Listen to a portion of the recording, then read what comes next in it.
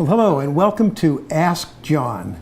This is the show where, well, I call it Ask John because I expect people to ask John questions, but it rarely turns out that way. You end up with very interesting guests and John does all the asking.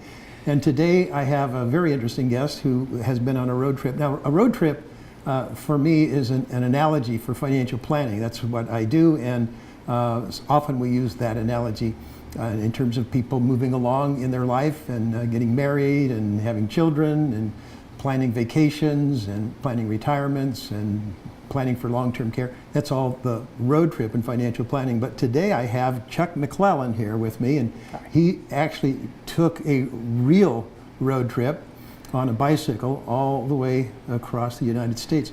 Why on earth did you decide to do that, Chuck?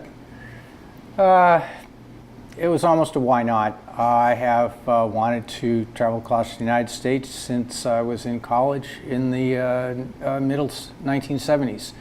So this is the second time you've ridden across the... Yeah, the first time I traveled across the southern states, basically following the border from San Diego to St. Augustine, Florida. That was 2 years ago. So you went from west to east, and then this time... And this time I went from east to west. And when was that? That was this year, 2018? That was, yeah, it was May 13th through August 1st. We left from Yorktown, Virginia, and ended up in Florence, Oregon. Took, I think it was 82 days. Wow, 82 days on the road. 4,200 miles. Before we get too much into that, tell me a little bit about the equipment, your bike. What kind of bike? And you said it's not the typical bike you take on cross country. How is it different? Well, it's a carbon frame bike, and so it's a lot lighter. It's made mostly, maybe more for just road riding or racing. It has thinner tires than a touring bike.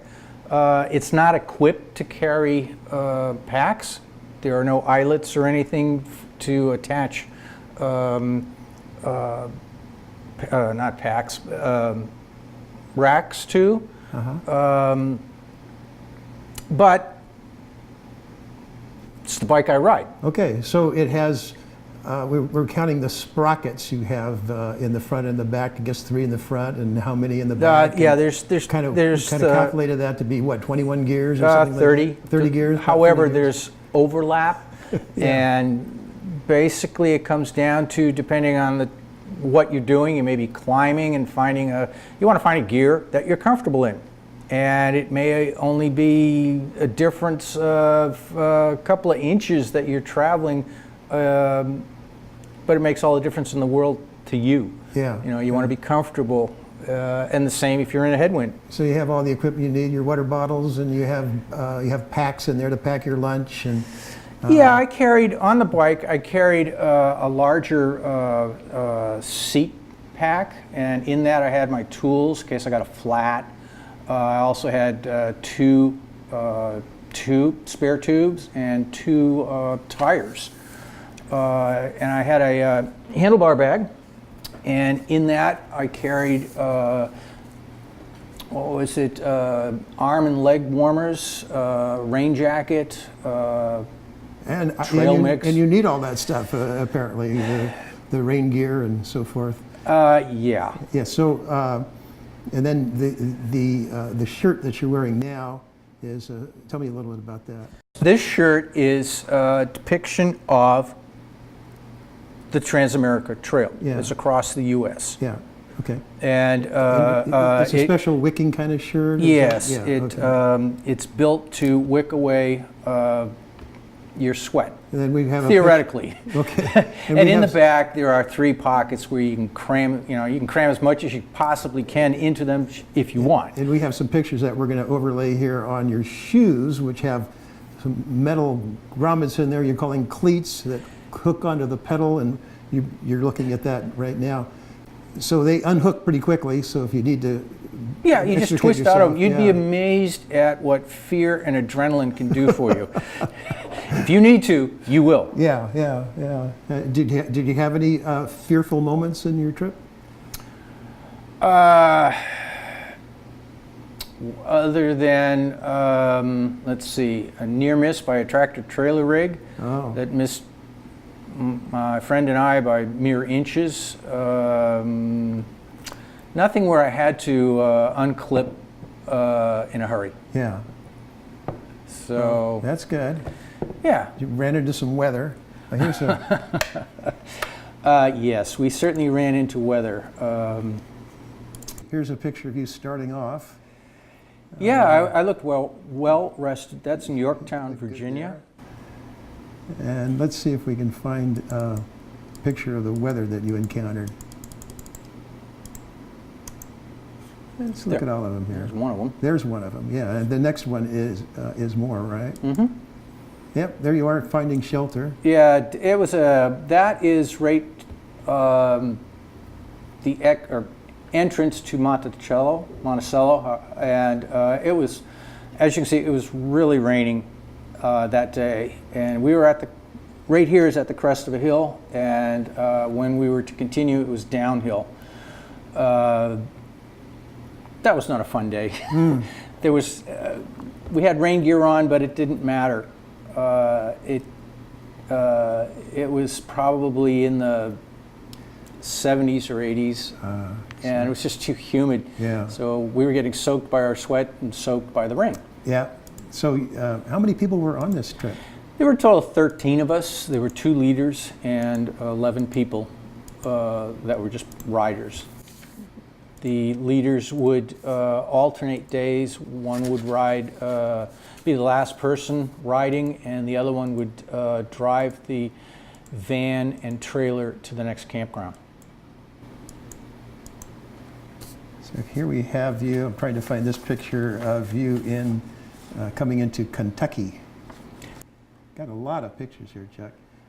Was someone taking these pictures? Did you take all these pictures? These are pretty much all my pictures. Uh-huh.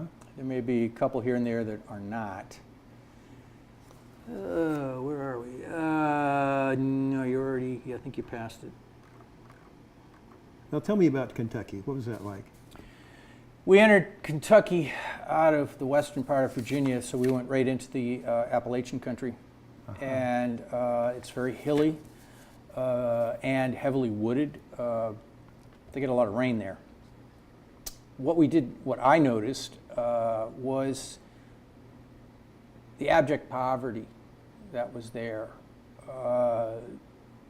It was difficult in a way to be stopping at places to get food and everything. I'm riding a bicycle that they couldn't dream of owning because of the money involved. They couldn't dream of doing what I was doing. I mean, that to take a vacation and, you know, spend a few $1,000s, it's not something they would ever do. They couldn't. Yeah, not possible. So it was hard physically, and it was hard from an emotional point of view to see all this poverty. Yeah. And their support structure is the people they live with in those little hamlets, towns, because their ancestors grew up there. All their friends' ancestors grew up there. And they have nowhere else to go. Where did you see this? It was in the Appalachians, and yet as we continued westward through Kentucky, you started getting into Bluegrass Country, where the horse farms are. And suddenly you're dealing with affluence. It was such almost night and day. And was that from one day to the next, or was it a gradual trans? Yeah. Well, I mean, yes, you would start seeing what it was. You would, as the land became less mountainous, you would start seeing more and more horse farms. And you know, it looked like miles of painted white fences, you know, and manicured pastures. You went from seeing pretty much only old, dilapidated, rusted vehicles, even just ATVs, to brand new cars, and not just like a brand new Chevy, but a Cadillac, an Audi, a BMW. So there was a real change in the wealth. And this is just within one state. Yeah. So what else we see? You're in. Where are we here? That is in Colorado, and We're past the Mississippi crossing, aren't we? Oh, yes. Let's look at that. There's a nice picture of a bridge here, which I'm assuming is crossing the Mississippi. Where do you cross the Mississippi? Chester, Illinois. It was the home of the person that did the Popeye characters, or the Popeye strip. So throughout that town were statues of Popeye and all his friends. The bridge that we crossed was a narrow 2-lane highway, or bridge. And what they did was the van trailer combination got behind us and sort of blocked the road so that cars couldn't come up upon us until we got off the bridge. Yeah. So that made it kind of nice not to have to be able to take the whole lane while we crossed the bridge. You don't have to worry about what's behind you. Yeah. And this is probably taken from the trail. Did you take this picture, or was it? A friend of mine took that. He had more guts than I did to bring the camera out and take a picture while you're yes, to riding. bring the camera out and take a picture. I kind of like the idea of being upright on my bike and not wandering all over the road. There it was. Missouri. Is that it? There we go. Yeah, there's the picture. That's quite an amazing shot there. You camped out every night? Pretty much. In the East, we spent many a night in a church. Huh. They found that it was a way to bring in money. They can't call it they would have to call it a donation to the church because they couldn't actually ask for money. But they would open their church to cyclists, and you would want a church that had showers. That's always nice, and a nice place to sleep. Sometimes you could sleep in the sanctuary. So, how far would you go in a typical day? How many miles and how many hours would you be riding? We averaged, after all was said and done, it was 63 miles a day. But when we were in the East, it was more in the 50 to 60 mile range. I think because of all the rolling hills, sharp rolling hills and stuff. It takes a lot out of you. And you're mostly on the back roads? Always. Always on the back roads? I think there was once we were on a freeway. Would it be pretty easy to get off the trail? If you weren't paying attention, yeah. It could happen. Because Did that happen to you at all? Not this trip. When I was on the southern tier, I ended up about 20 miles off the route. And the only way to get back was to retrace my steps, and that was about a 75, 80 mile day that we were supposed to travel. And so I'm just going to call leaders and say, here I am, come get me. So there's a van that's moving along and can actually pick you up if you. They just go to the next campground because they also have to be getting food and supplies. So is someone there at the end point every day? Yes. With supplies? Yes. And you have sleeping bags, tents? Yeah, that's what the trailer's for. It carries the cooking gear and all our gear, tents, sleeping bags. And during the day, you eat whatever you can pack.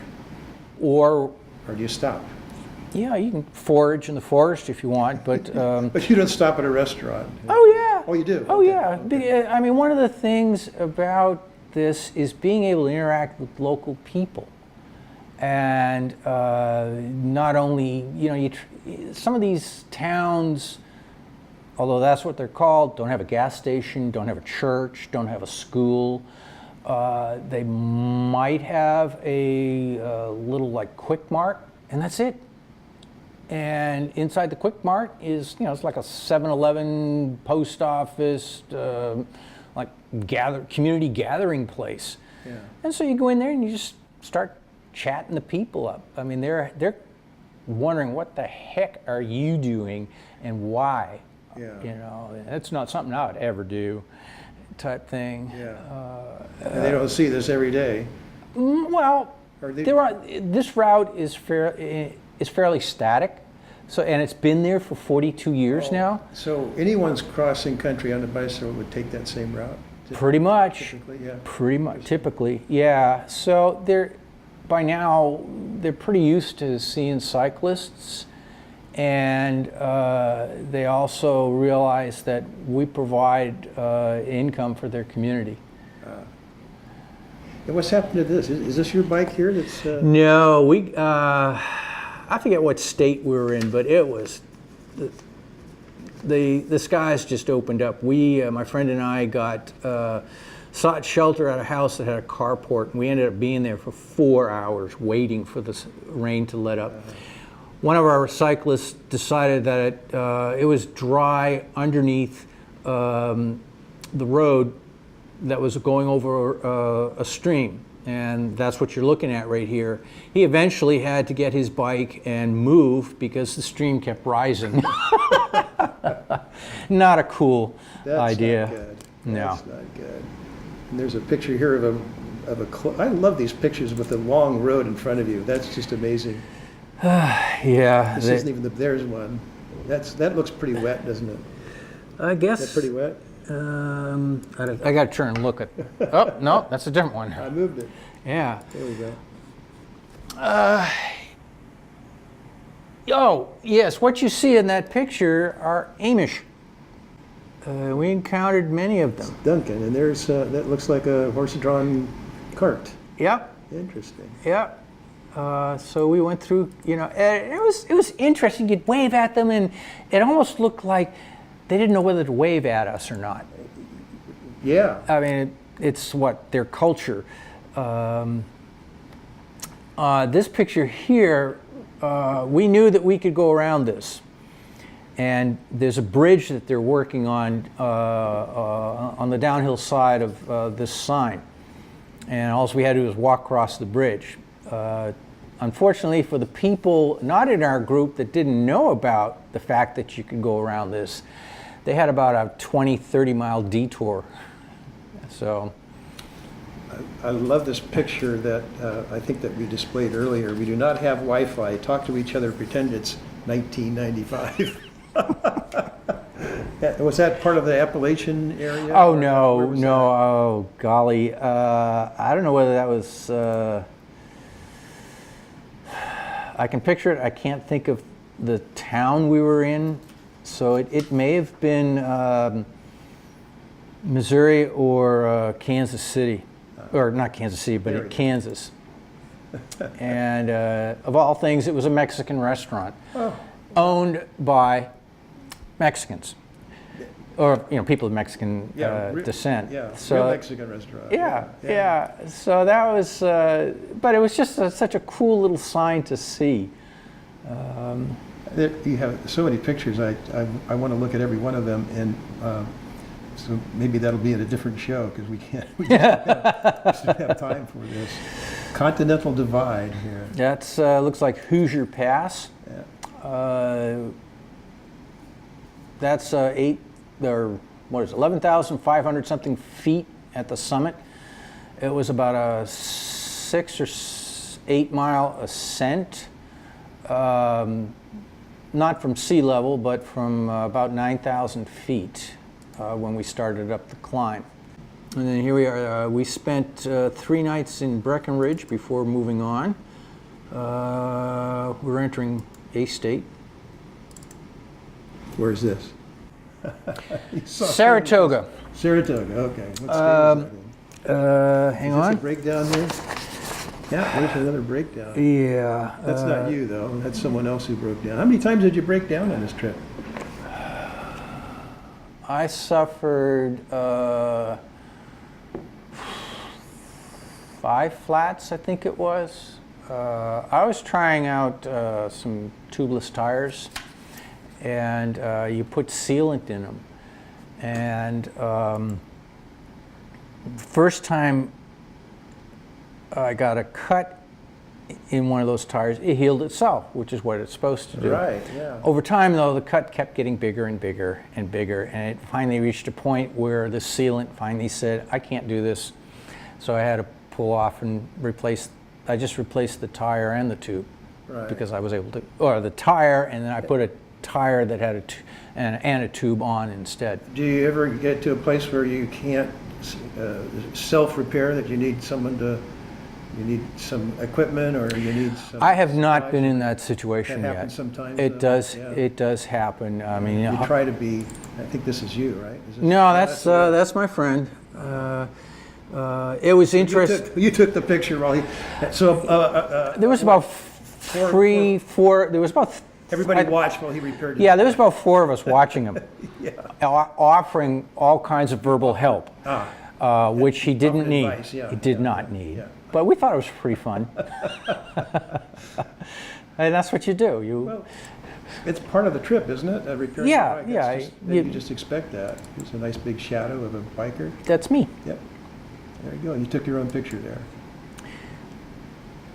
Let's see, what else we want to look at?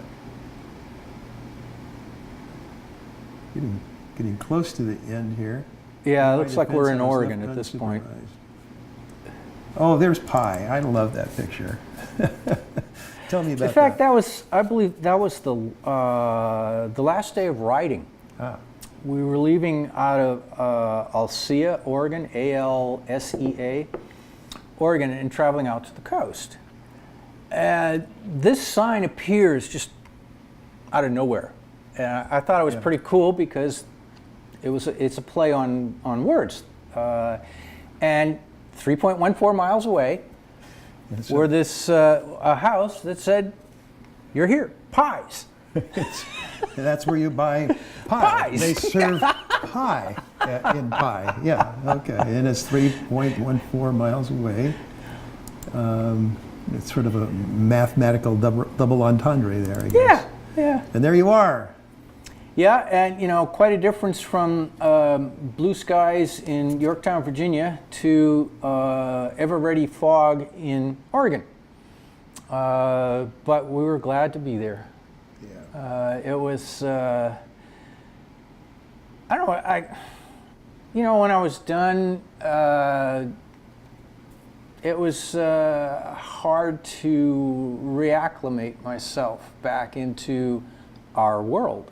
So this was May, and here we are in. Well, we left September. in May. We finished August 1st, August 2nd. Oh, okay. So here we are, this 21st of September today. Yeah, about a month and a half after finished, and I'm finally starting to understand that this is quite an accomplishment. Yeah. Finally feeling proud of it. Yeah, it's an amazing, And amazing that event. What's your biggest takeaway? What did you learn from this? what I learned was we being the United States, the citizenry, have left so many people behind, going through Appalachia and especially abject poverty. All these little towns, what did they have in common other than people that were scraping by? Rehab centers. Rehab centers. Yeah, and And they're people rehabilitating people for what? from drugs, from But alcohol. They're rehabbing them from drugs to what? To do what work? Is there work available? Not really. Not Yeah, really. I mean, you look at the people and you think you're talking to somebody 40, 50 years old, and you find out they're in their 20s. Oh. It was just really hard. These are people that their basic income was derived from mining, coal mining. We're moving away from that. We're not really providing an alternative. We, again, being the United States. were saying, yeah, we can retrain you. But they would have to move. They have to move, and they're living in towns that they grew up in, that their parents, their grandparents, their ancestors grew up in, that their friends' ancestors grew up in. That is their support group. Yeah. They don't know any other life, and you're asking move away from some place that they know to some place that they don't know, and that's a very hard thing for anyone to do. And I think it's a lot harder for them. Yeah. Oh, yeah. I mean, most of us here in California are transplants. We came from someplace else. Yes. And my own experience was it wasn't easy, but I wanted to. And I knew that I would eventually find employment. But for people who have lived in such poverty for so long, I feel it would be very difficult, and we're not really providing. Yeah. Well, this was quite an event for you, and I think you're still assimilating it. Oh gosh, yes. I really appreciate you coming on the show. Thanks. And you have so much more to say, so maybe we'll bring you back another time and you can fill in the pieces. Okay. Really appreciate it. Thank you so much, and You're thank welcome. you for joining us. Hope you enjoyed the show. And stay tuned. We'll have Chuck back, and we have a lot of other guests coming up. Take care.